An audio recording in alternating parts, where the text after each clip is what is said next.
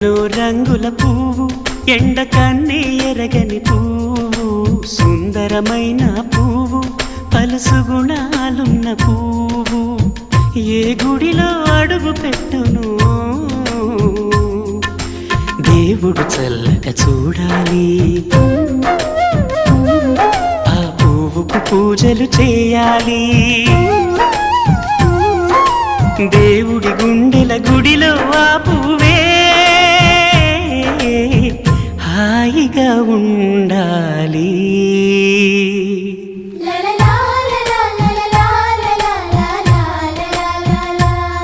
ఒక తోటలో ఒక కొమ్మలో ఒక పువ్వు పూసింది.